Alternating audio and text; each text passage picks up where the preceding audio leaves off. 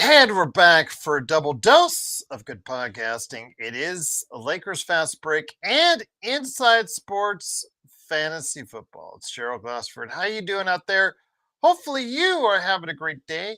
Hopefully you are checking out what's going on around the sports scene. It is Gerald Glassford coming right back at you here at the Lakers Fast Break. Pop Culture Cosmos, where we cover the latest news and trends in pop culture each and every week, twice a week, ever you get your podcasts. On the Monday show that hopefully you've caught up with, but if you haven't, you can go ahead and still catch it. Available on Spotify, Apple Podcasts, and YouTube. I talk about The Conjuring, scoring big at the box office, plus a lot of video game IPs are getting a reality as far as on the TV, in streaming, and in movie formats. And also, don't forget about the great success of Hollow Knight Silksong. Rating right now 92 in Metacritic. People are loving it. Go ahead, try it out. Only $20 available on any format out there, almost as far as Nintendo Switch 2. Of course, I believe also Nintendo Switch as well. Of course, also PS5. Don't forget the PC and Xbox Game Pass, where you don't even have to pay the $20. It's just part of your bill right there. So go ahead and check it out. Those great reviews about that game. We talk about that and so much more on the latest Pop Culture Cosmos as well. JSJ, I don't know. Maybe Borderlands, I was super hyped on, enjoyed Borderlands 1 immensely, kind of faded over time.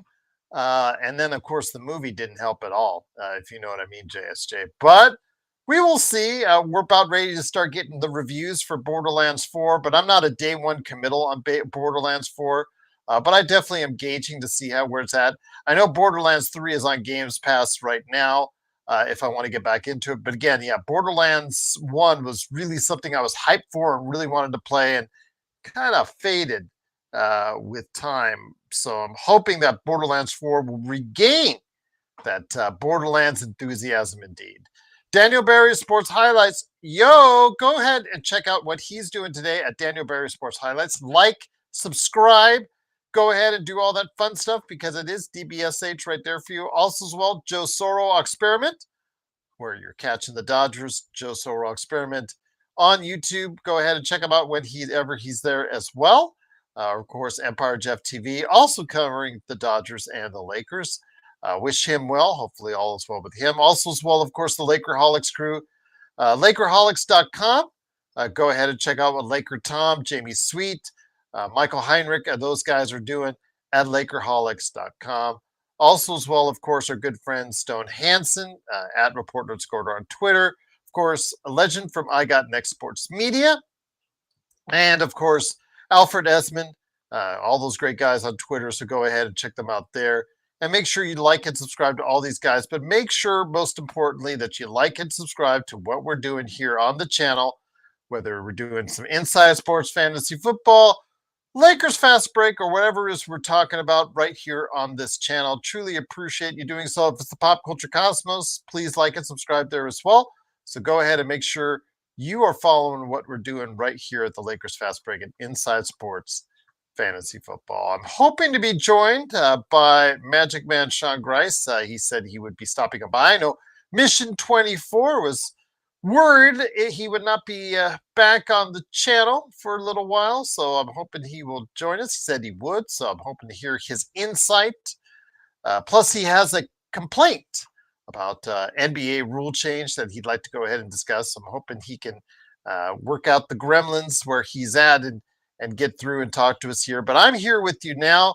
And I'll start off with, of course, what you guys wanted to talk about first on the Lakers Fast Break side of things, and that's Luka Doncic, who, another high-scoring game today, 39 points. Wasn't the most efficient, to be honest with you, but 39 points on 11-25 shooting, 5 of 16 from 3, 12 of 15 from the line, which I liked, 10 rebounds, 7 assists.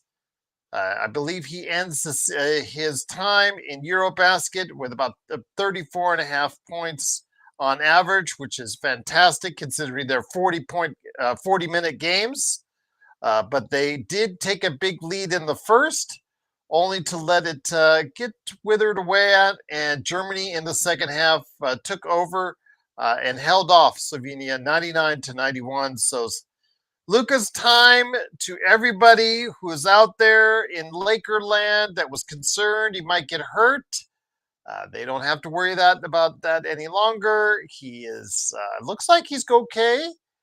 Look like he got some good workouts, and he looks like he's going to be ready for the season. Get a little rest, not too much. Don't want you getting out of shape or anything like that. But it's only what 2 weeks or so, so I think he'll be okay. But yes, just really a great sign to see how well he did in Eurobasket. I'm glad that his time is now over. I'm taking a sigh of relief. Breath of relief that nothing else got injured. Yeah, he got the hip injured a little bit, but he came back in the last game. And then, of course, somebody fell on his knee in the first friendly game. So, oh my gosh, I was kind of worried there, but he made it through okay.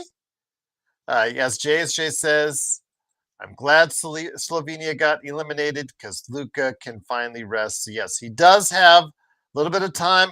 I don't know if they're doing LeBron's doing the LeBron camp thing that he usually does. If that's the case, maybe Luka can just kind of chill from the sidelines on that.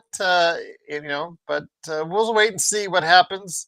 But that should be happening fairly soon for the LeBron workout camp, if that's going to go ahead and still happen. It might be his last one, so he might be implied to doing it. So we will go ahead and see. But it is getting closer to training camp. It's the 10th of September, guys. So right around the corner for you. The season will hopefully get around the corner here soon enough. And then, of course, training camp will be all reporting it all as far as what's going down right here at the Lakers Fast Break. So looking forward to that as well. But yeah, looking forward to seeing if I can get Sean on the show. I know he's having, I think, some issues coming on. So asking him if he's still coming on. So I'm hoping he does. But did want to mention that as far as Luke is concerned. And again, I know that when Sean comes on, he's going to have an issue in regards to the NBA rule in regards to the last second of the quarter.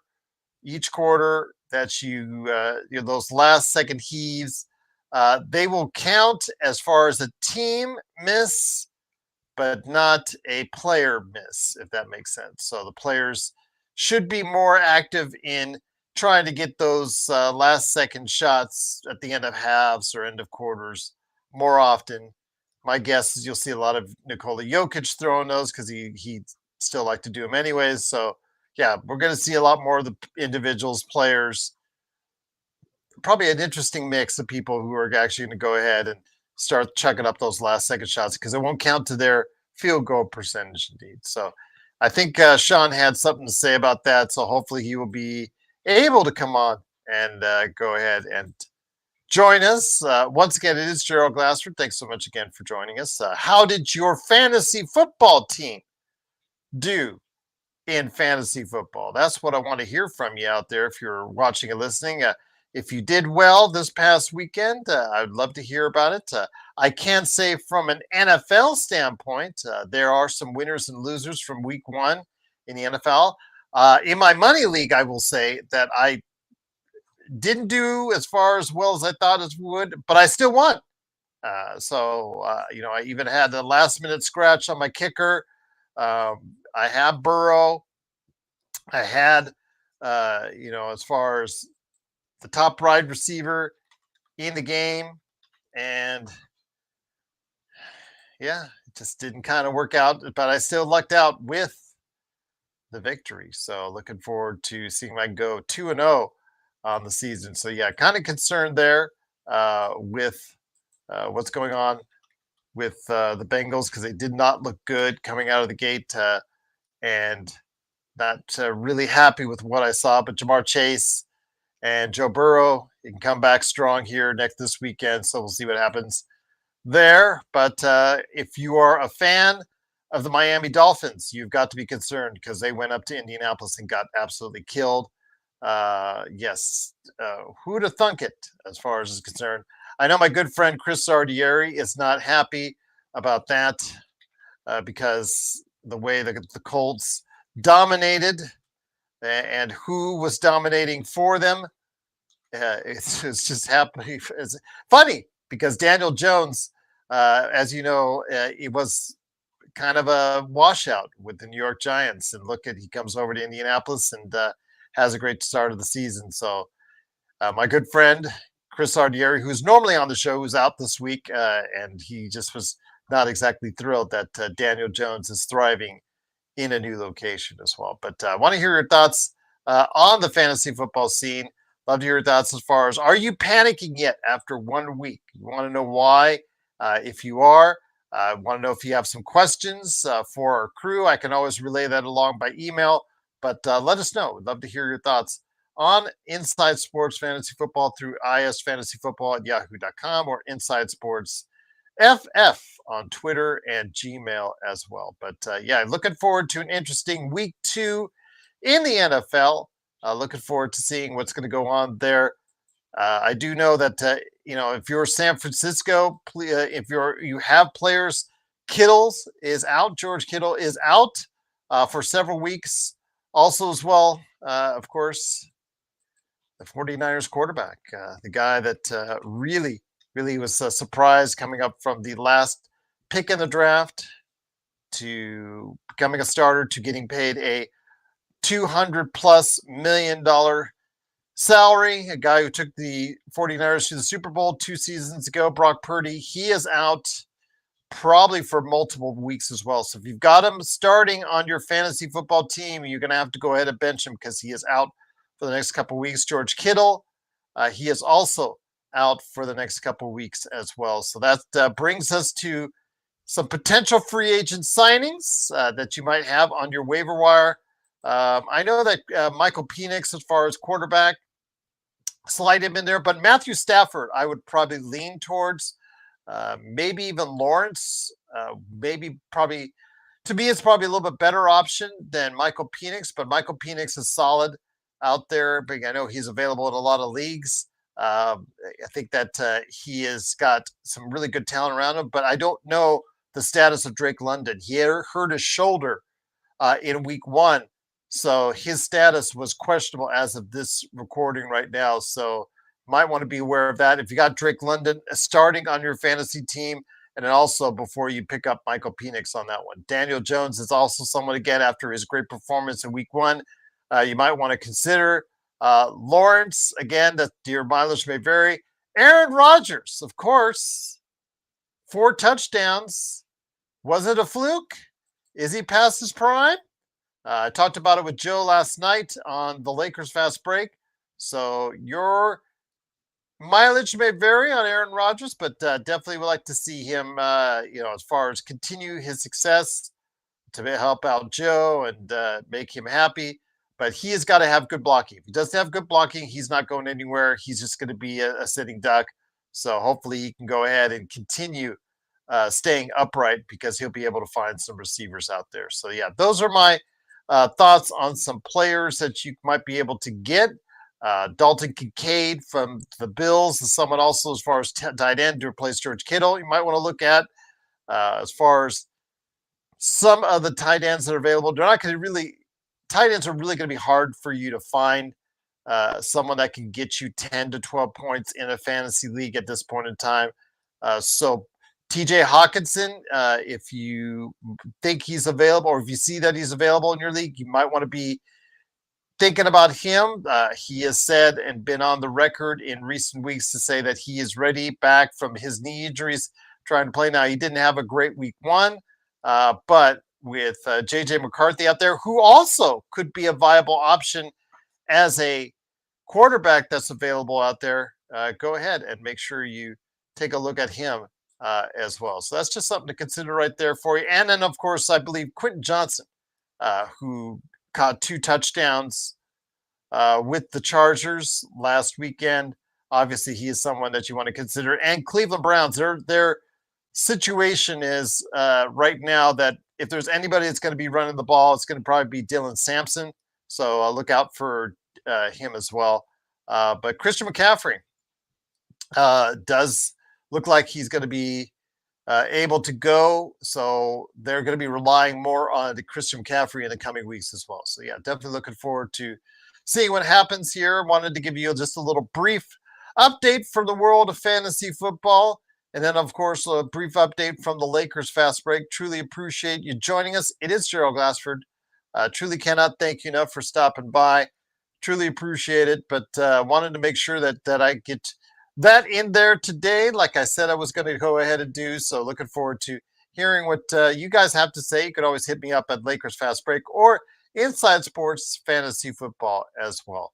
So let me hear you guys as far as their thoughts. If you're there in the chat, cannot thank you enough for joining us. If you want to go ahead and do so, please let us know how you guys did or how you think Luka did in the Eurobasket League. Are you guys excited? You have to be excited by what Luka Doncic has done, averaging 34.5 points and almost 8 rebounds, 8 assists a game in Eurobasket in only 40 minutes there. So definitely looking forward to seeing how he could duplicate that.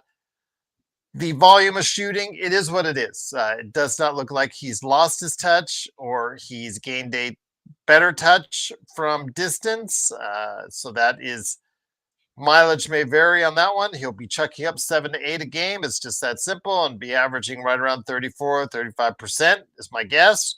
But the thing that impressed me most was him getting to the line and being able to convert the free throws at a clip above 80%. That's what we need as far as him is concerned. If he can continue to hit free throws above 80%, I think that alleviates a lot. I think that makes everything as far as the Lakers on an offensive end a lot. It clicks a lot more, and it obviously helps the team overall in regards to what he can do as far as getting to the line, being able to penetrate and dish, which you know he can do, but also get those free throws and get to the line on that. So yeah, definitely looking forward to seeing what he's going to do with the Lakers this upcoming season. Going to start off with the training camp coming up here later on.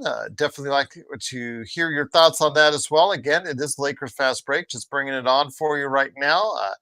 Tomorrow, I will come back with a normal Lakers Fast Break where we'll talk more about the aftermath of Luka in Europe and see your thoughts on that.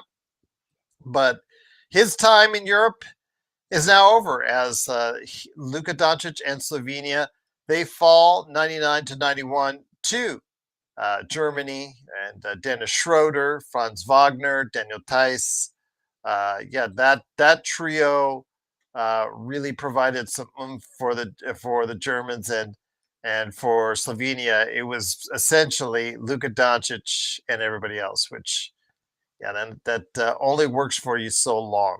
It's interesting because the two top players for Slovenia, Luka Doncic and Prepelic for Slovenia, who had 13 points, they were a combined 8 of 26 from 3, and that's a lot of shots from 3. So that's something that obviously they didn't get done, and we'll have to go ahead and see what happens with Luka when he comes down here. But I am overall pleased at his performance. Obviously showcasing his skills, averaging quite a bit, 34.5 points, and in a league, in a game that's only 40 minutes long to average 34.5 points is a great achievement.